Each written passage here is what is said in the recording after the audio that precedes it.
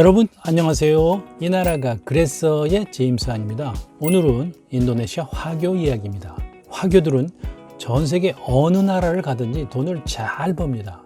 무슨 비밀이 있는 게 아닐까요? 만약 여러분이 돈을 벌고 싶으시면 이 영상 끝까지 봐주세요. 인도네시아 화교는 누구인가?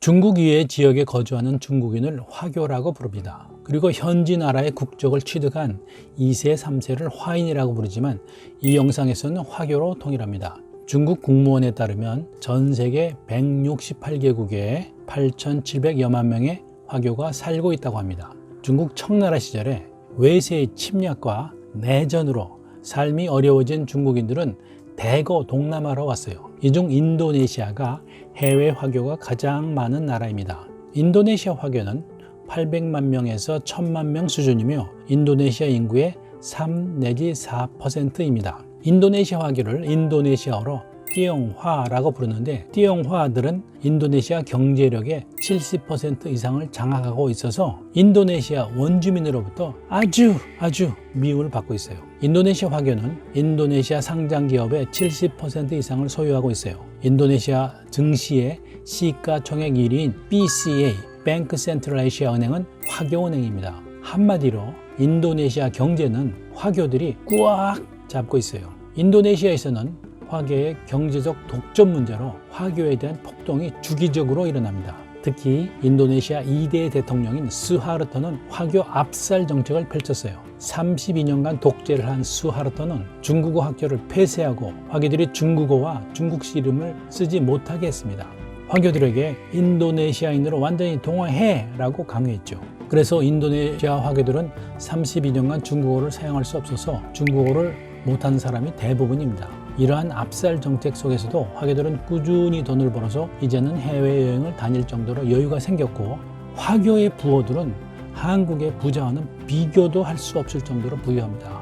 그럼 화교들은 어떻게 돈을 벌었을까요? 인도네시아 화교가 돈 버는 방법. 첫째, 가족을 기반으로 죽어라 열심히 일한다. 중국에서 가난하고 신분이 불안해서 인도네시아로 온 화교들은 처음에 단순 육체 노동과 장사를 할 수밖에 없었어요. 고국의 지원과 보호는 물론 없었고 믿을 것이라고는 자신과 가족뿐이었어요. 그래서 화교들은 가족을 엄청나게 중요시합니다. 화교 부모들은 자녀들이 아침 일찍 일어나라고 철저하게 교육시킵니다. 늦게 일어나면 다른 사람이 내 돈을 가져가 라고 가르치죠. 아침 일찍 일어나서 쌀죽과 콩죽으로 아침 식사를 합니다. 많은 경우 집에서 먹지 않고 밖에서 사 먹습니다. 화교 가족은 온 가족이 돈벌이에 참여하고 있죠. 더운 환경에서 열심히 일하는 화교들을 게으른 원주민들은 도저히 당해낼 수가 없습니다. 화교들은 철저한 구두쇠로 알려져 있어요. 검소하고 낭비를 하지 않는 것이 화교의 가장 큰 특징입니다. 하지만 이제 부유해진 인도네시아 화교들은 전 세계를 여행 다닙니다. 한국에 오는 인도네시아 관광객의 절반 이상이 화교들이죠. 대가족으로 오는 경우가 많습니다.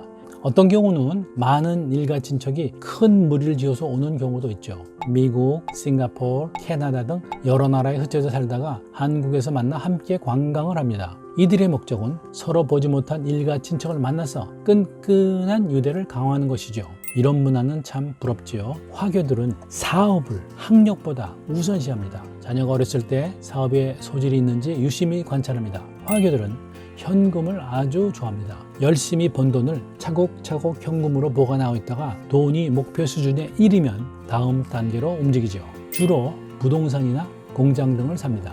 보통 화교는 3대 앞을 바라보고 장사하는데 가문기업, 패밀리 펌으로 발전한 경우가 많습니다. 둘째, 화교 공동체를 중시하고 장기적 관점에서 사업을 추진한다. 인도네시아 화교는 공동체와 함께 성장한다는 원칙을 철저하게 지킵니다.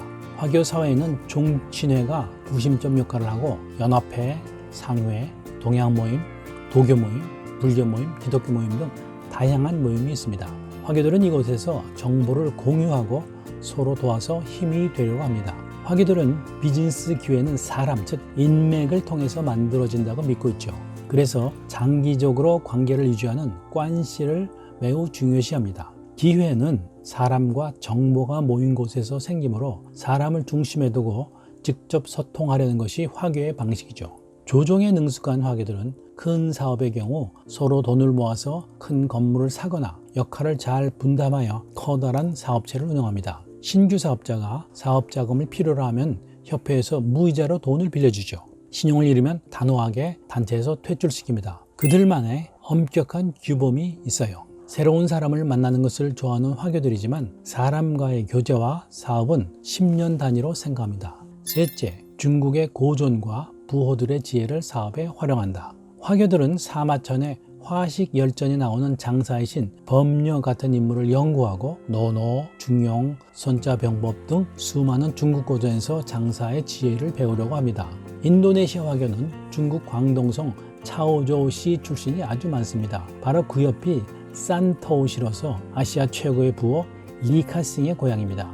이들 부호들의 삶을 통해서 부를 모으는 방법을 배우지요. 화교들은 세상의 이치를 알고 인간의 이치를 알고 또 돈의 이치를 알아야 부를 축적할 수 있다고 생각하죠. 세상, 인간, 돈의 이치를 알아야 하죠. 화교들은 비즈니스의 생명은 속도라고 생각하기 때문에 상대와 직접 만나서 단판 짓는 것이 가장 효과적이라고 생각합니다. 현지 적응력이 뛰어난 화교들은 중국 고전을 통하여 현실적 난제를 헤쳐나갈 지혜와 힘을 보충하려고 합니다. 넷째, 힘들게 모은 재산을 지키는 대비책을 강구한다. 화교들은 인도네시아에서 경제적 영향력은 아주 커졌지만 인도네시아에서 내부 갈등이 생길 때마다 화교는 원주민의 공격 대상이 되었습니다. 18세기인 1740년에 화교 대학살이 있었고 1965년 9월 30일 사태 때는 공산당의 배후라고 몰아세워서 수만 명의 화교가 살해되었습니다. 가장 최근의 반화교 폭동은 1998년이었습니다. 원주민들은 화교 상점을 약탈하고 화교집을 불태웠고 화교들을 살해하거나 화교 여성들에게 몹쓸 짓을 했습니다. 생명과 재산이 계속 위협을 받자 화교들은 여러 대비책을 강구했습니다. 먼저 자금을 해외로 분산시켜 놓았죠. 많은 화교돈이 해외로 나가서 인도네시아 경제가 안 돌아가자 정부는 적극적으로 화교돈의 회수를 독려하고 있지만 많은 자금이 아직 돌아오지 않고 있습니다.